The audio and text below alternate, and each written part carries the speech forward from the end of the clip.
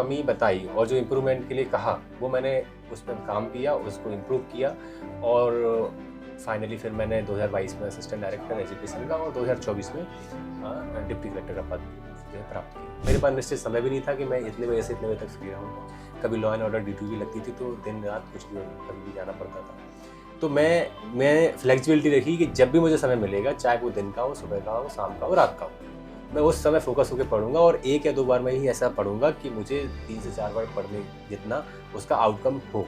मध्य प्रदेश लोक सेवा आयोग MPPSC के नतीजे घोषित हुए हैं और इसमें एक ऐसे शख्स ने 8वीं रैंक हासिल की है जो किसान के बेटे हैं और खुद जेल प्रहरी रहे हैं, कांस्टेबल रहे हैं और इसके अलावा जिला शिक्षा विभाग में भी अभी वो अपनी सेवाएं दे रहे हैं। लेकिन उसके बावजूद उन्होंने MPPSC की तैयारी को जारी रखा और एक मुकाम हासिल कर लिया।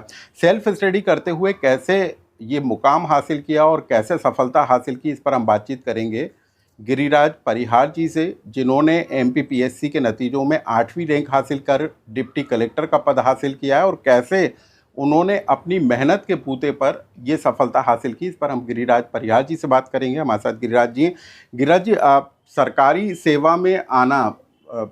सरकारी सेवा में आना एक बड़ी उपलब्धि होती है। आपका पहले सिलेक्शन हो गया जेल प्रहरी के लिए, फिर स्कूल एजुकेशन डिपार्टमेंट में, लेकिन प्रशासनिक सेवा में आने की आखिर क्यों ज़रूरत पड़ी? आपने क्यों सोचा कि मुझे प्रशासनिक सेवा में आना है?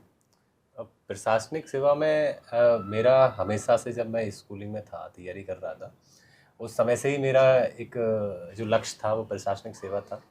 किन्हीं कारणों से मैंने जो पद हैं, जैसे जेल विभाग में प्रहरी का पद है और एज ए पुलिस कांस्टेबल मैंने ज्वाइन किया था, तो उन कारणों से मैंने ज्वाइन किया। लेकिन उसके साथ साथ मैंने अपने लक्ष्य को लक्षित करते हुए पढ़ाई निरंतर जारी रखी।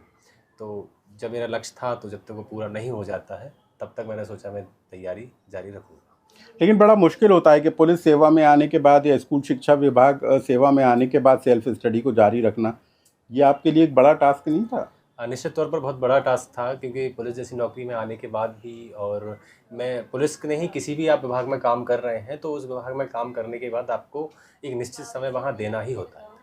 तो मैं वो निश्चित समय अपने ड्यूटी में देता ही था। उससे पहले और उससे बाद में या उसके बीच में या छुट्टी में, जब भी मुझे समय मिलता था, मैं सिर्फ अपना पूरा समय अपने लक्ष्य को पूरा करने के लिए पढ़ाई भी देता था।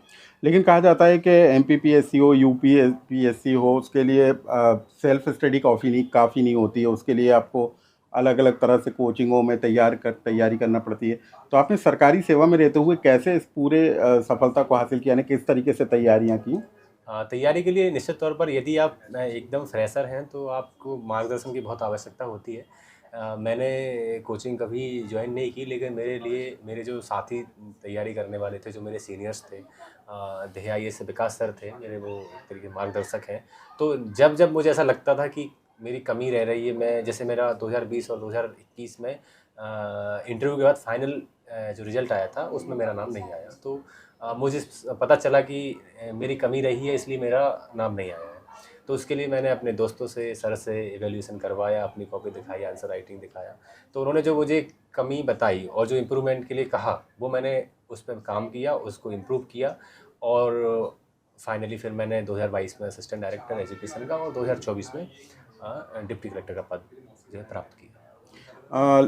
तो कितना समय आपको लगा, कितना इस सफ़र को तय करने में कितना समय आपको लग गया?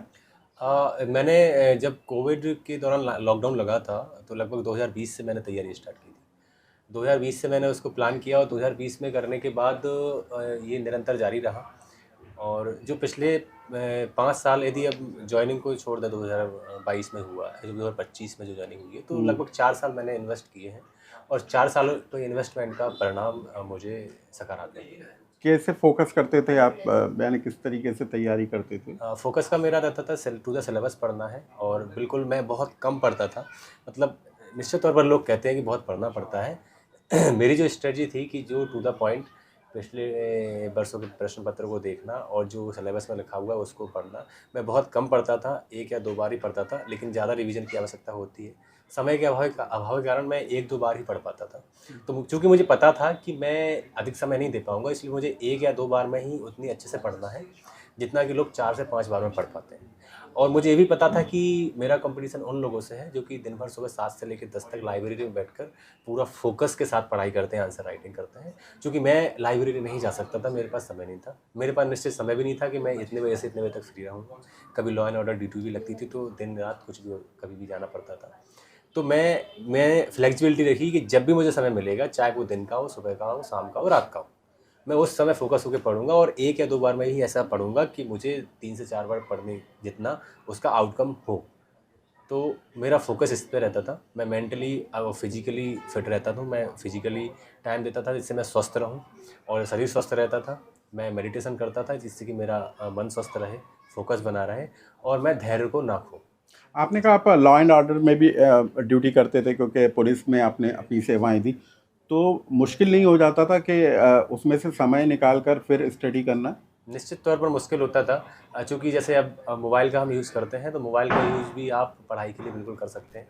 मैं लॉ एंड ऑर्डर ड्यूटी के समय यही करता था कि जो चीज़ मैं एक टारगेट बना के जाता था कि मुझे आज इतना पढ़ना है, और ड्यूटी समय में, चूँकि पुलिस में ड्यूटी ऐसी लगती है कि आपको जहाँ पॉइंट पे जाना है उससे आपको 4 घंटे पहले बुला लिया जाएगा।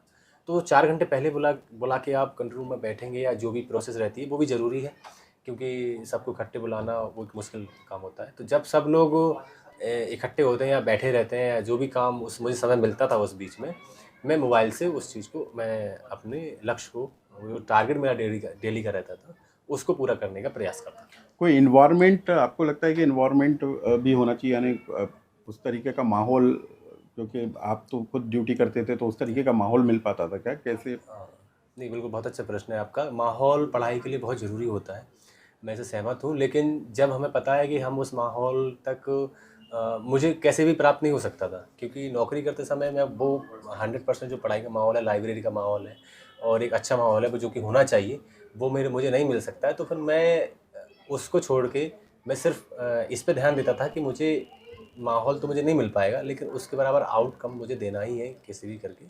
तो जो समय मिलता था मैं उसको वेस्ट ना करके उसको इन्वेस्ट करता था। आपने कहा आप दतिया के रहने वाले हैं जी। ना, दतिया से निकलकर यहाँ तक आना, और जो पृष्ठभूमि है आपके परिवार की, आप किसान के बेटे हैं, जी।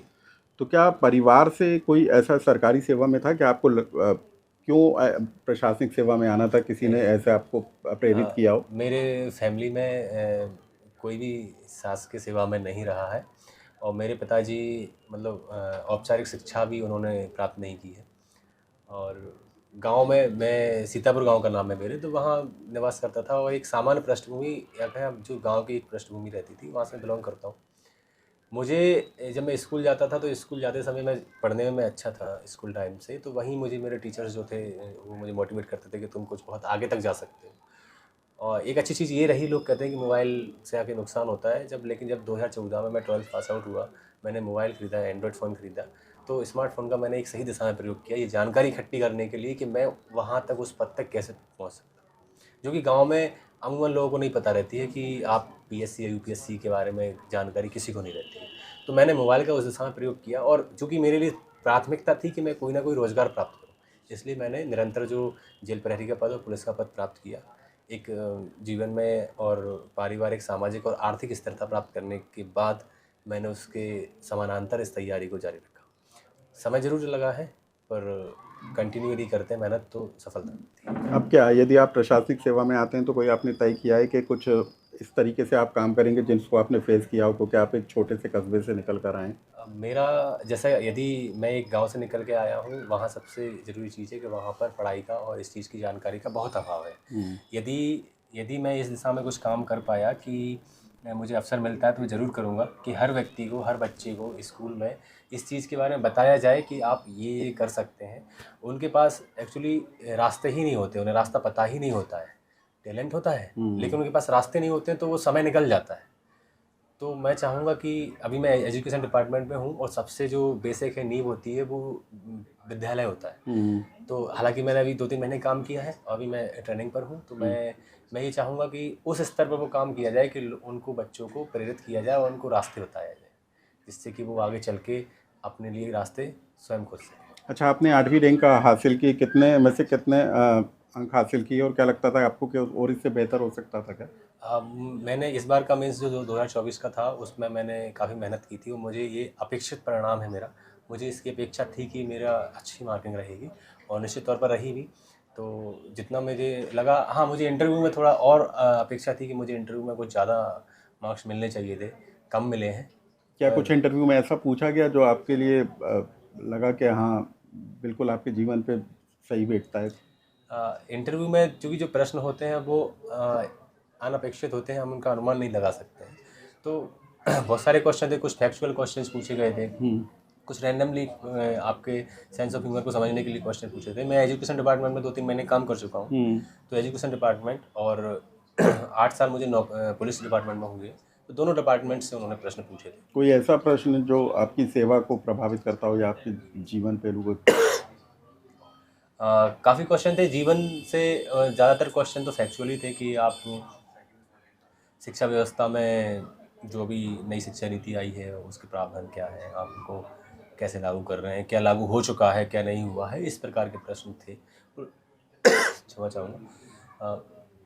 पुलिस डिपार्टमेंट से प्रश्न थे, जो कि मैं साइबर क्राइम में काम किया, तो उन्होंने जो नए जो इमर्जिंग जो क्राइम्स आ रहे हैं उनके बारे में जानकारी ली थी, उनके बारे में मैंने उनको जवाब दिया था। अभी साइबर ठगी के बहुत मामले बढ़ रहे हैं, आप साइबर क्राइम के अंदर काम कर चुके हैं और अब प्रशासनिक सेवा में रहेंगे, तो आपको लगता है कि उस दिशा में कोई बेहतर रिजल्ट दे सकें ताकि ये साइबर क्राइम को रोका जा सके? बिल्कुल, साइबर क्राइम में मुझे काम करने का लगभग 8 साल का अनुभव है, और इस अनुभव में मैंने एक चीज़ सीखी है कि सिर्फ अवेयरनेस ही है जो व्यक्ति को साइबर ठगी से बचा सकती है। यदि आप साइबर ठगों से बचना चाहते हैं तो उसके प्रति आपको अवेयरनेस होना चाहिए, क्योंकि हर व्यक्ति स्मार्टफ़ोन चला रहा है, हर व्यक्ति इंटरनेट का प्रयोग कर रहा है, हमारी हर चीज़ ऑनलाइन हो चुकी है। तो यदि आप उसके प्रति अवेयर नहीं रहेंगे तो आप कहीं ना कहीं उसके शिकार हो सकते हैं। एकमात्र उपाय वर्तमान में अवेयरनेस है, और अवेयरनेस पर यदि काम किया जाए तो निश्चित तौर पर इसको कम किया जा सकता है।